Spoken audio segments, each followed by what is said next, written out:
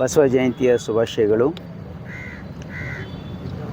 ಅಣ್ಣ ಬಸವಣ್ಣನವರು 12ನೇ ಶತಮಾನದಲ್ಲಿ ಮಾಡಿರ್ತಕ್ಕಂಥ ಒಂದು ಏನು ಕಲ್ಯಾಣ ಕ್ರಾಂತಿ ಇದೆಯಲ್ಲ, ವೈಚಾರಿಕ ಕ್ರಾಂತಿ, ಇಡೀ ವಿಶ್ವಕ್ಕೇ ಮಾದರಿಯಾಗಿರ್ತಕ್ಕಂಥ ಸಾಹಿತ್ಯವನ್ನು ಕೊಡೋದ್ರ ಜೊತೆಗೆ ಇವತ್ತು ಮನುಕುಲದ ಉದ್ಧಾರಕ್ಕಾಗಿ ಬಸವಾದಿ ಶರಣರ ಏನು ಶಿವಶರಣರ ಏನು ಕ್ರಾಂತಿ ಇತ್ತು, ಅದು ಮಾನವ ಕುಲಕ್ಕೆ ದಾರಿದೀಪ ಅಂತಕ್ಕಂಥದ್ದು ನನ್ನ ಭಾವನೆ.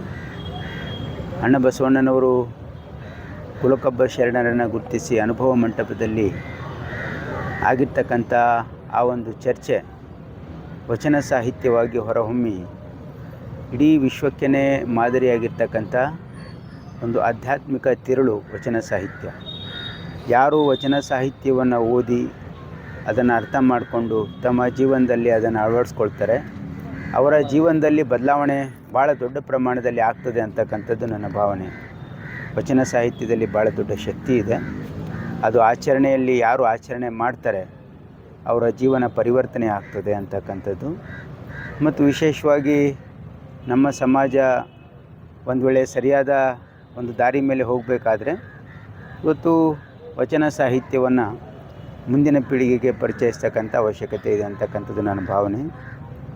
ಅಣ್ಣ ಬಸವಣ್ಣನವರು 12ನೇ ಶತಮಾನದಲ್ಲಿಯೇ ಈ ಸಮಾಜದಲ್ಲಿರ್ತಕ್ಕಂಥ ಎಲ್ಲ ಏನು ತಪ್ಪುಗಳಿದ್ದು ಅದನ್ನು ತಿದ್ದಿ ಎಲ್ರಿಗೂ ಸಮಾನತೆಯನ್ನು ಸಾರಿರ್ತಕ್ಕಂಥ ಒಬ್ಬ ಮಹಾನ್ ದಾರ್ಶನಿಕ. ಅಣ್ಣ ಬಸವಣ್ಣನವರ ಆ ಒಂದು ವಿಚಾರಧಾರೆ ಖಂಡಿತವಾಗಿಯೂ ಕೂಡ ಇವತ್ತು ಎಲ್ಲರೂ ಅನುಸರಿಸ್ತಕ್ಕಂಥ ಒಂದು ಅವಶ್ಯಕತೆ ಈ ಒಂದು ದಿನಮಾನ ಕಾಲದಲ್ಲಿ ಅವಶ್ಯಕತೆ ಇದೆ ಅಂತಕ್ಕಂಥದ್ದು ನನ್ನ ಭಾವನೆ.